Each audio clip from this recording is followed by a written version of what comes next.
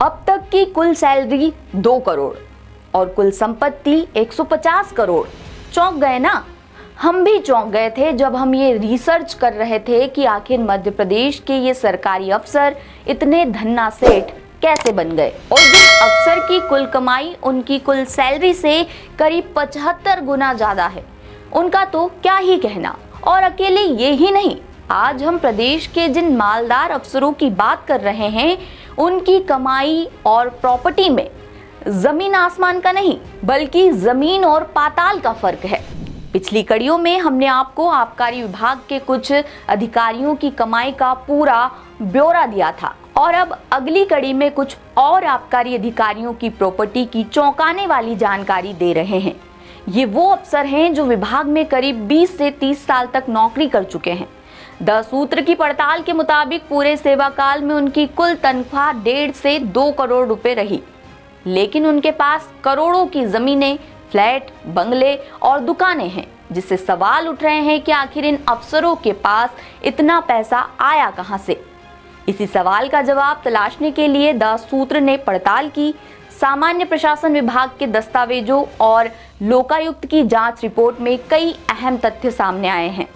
धन कुबेर अफसरों की फहरिस्त में सबसे बड़ा और पहला नाम है आलोक खरे का, जो आबकारी विभाग के असिस्टेंट कमिश्नर हैं। 2019 में लोकायुक्त ने आलोक खरे के ठिकानों पर छापा मारा था, जिसमें साहब की करीब 150 करोड़ रुपए की 21 से ज्यादा चल और अचल संपत्तियों का खुलासा हुआ था। साथ ही भोपाल, इंदौर और रायसेन में बंगले, खेत और दुकानें भी मिली थी। आलोक खरे 1996 में सरकारी सेवा में आए थे। फिलहाल उनकी मंथली सैलरी करीब 1,13,000 रुपए है। इस हिसाब से 30 साल में उनकी कुल कमाई करीब 2.5 करोड़ रुपए बनती है। दिसंबर 2024 में खरे ने सरकार को दी गई जानकारी में सिर्फ 3 संपत्तियां बताई थी। मसलन रायसेन में 14,75,000 की 8.4 हेक्टेयर जमीन, भोपाल के जाटखेड़ी में 65 लाख का प्लॉट और मिसरोद में 34,25,000 का प्लॉट। यानी साहब ने सरकार को सिर्फ 1 करोड़ 14 लाख रुपए की प्रॉपर्टी का ब्यौरा दिया था, जबकि 2019 के छापे में उनकी 21 से ज्यादा प्रॉपर्टीज मिली थी। लिहाजा बाकी 18 संपत्तियों के बारे में पूछा गया, जिसका जवाब खरे आज तक नहीं दे पाए हैं।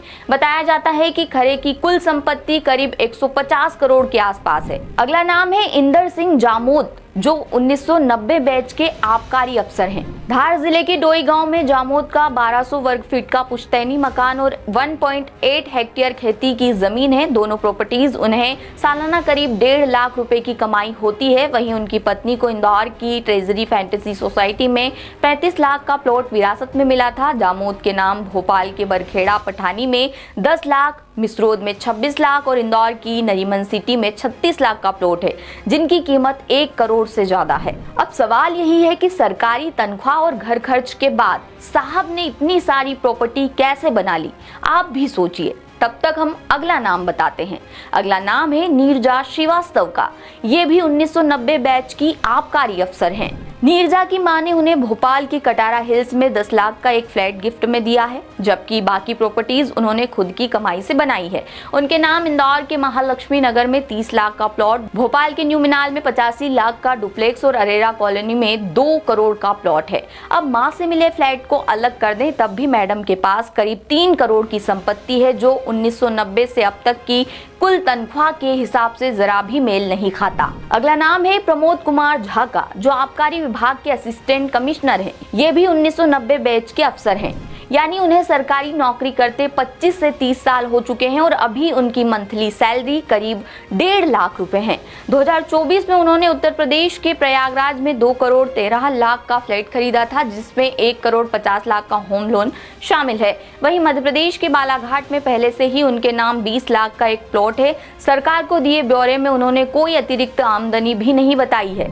अब साहब की कमाई और प्रॉपर्टी का हिसाब किताब देखें तो 30 साल में कुल कमाई है करीब 2 करोड़, जिसमें उसमें 1 करोड़ 50 लाख का होम लोन, घर खर्च, बच्चों की पढ़ाई और बाकी खर्चे, ये सब एक साथ कैसे? यही सवाल हमने इन अफसरों से पूछा तो किसी ने जवाब दिया कि बैंक से लोन लिया है, किसी ने पुश्तैनी जमीन जायदाद की बात कही तो किसी ने गिफ्ट में मिलना बताया। लेकिन जब तनख्वाह, घर खर्च, बच्चों की फीस, गाड़ी, बीमा, लोन और दीगर खर्चे जोड़े तो बचत का नामो निशान नहीं मिलता। फिर इतनी कम कमाई और 50 से 75 गुना प्रॉपर्टी कैसे पॉसिबल है? जैसे भी संभव हो, लेकिन ईमानदारी के रास्ते चलकर तो बिल्कुल पॉसिबल नहीं है।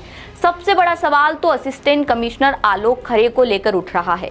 2019 में लोकायुक्त के छापे में खरे के पास 21 से ज्यादा संपत्तियां मिली थी, लेकिन 2024 में जीएडी के ब्यौरे में सिर्फ 3 प्रॉपर्टी ही रह गई।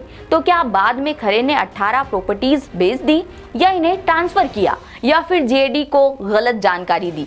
यही सवाल बाकी अफसरों के मामले में भी उठ रहे हैं, जिनकी जांच होनी चाहिए। मामले में पूर्व उप लोकायुक्त कानूनी विशेषज्ञ भ्रष्टाचार रोधी मामलों के जानकार न्यायमूर्ति पीके जायसवाल के मुताबिक आबकारी विभाग शराब के लाइसेंस समेत परमिट और टैक्स वसूली से जुड़ा है। विभाग में हर साल हजारों करोड़ का कारोबार होता है। इसी वजह से अफसरों के पास कई तरह से कमाई करने के कई मौके होते हैं। खुले शब्दों में कहें तो भ्रष्टाचार के मौके ज्यादा होते हैं। जब तक इनकी कड़ी जांच और सख्त कार्रवाई नहीं होगी, तब तक सैलरी और प्रॉपर्टी के बीच का ये फर्क बना रहेगा। किसी अधिकारी की संपत्ति उसकी घोषित आय से कई गुना ज्यादा हो तो बड़ा संदेह पैदा होता है। जांच एजेंसियों को ऐसे मामले में आय के स्रोत की पड़ताल करनी चाहिए। द सूत्र ने ये ब्यौरा जीएडी के दस्तावेजों और 2019 के लोकायुक्त छापे की रिपोर्ट से जुटाया है।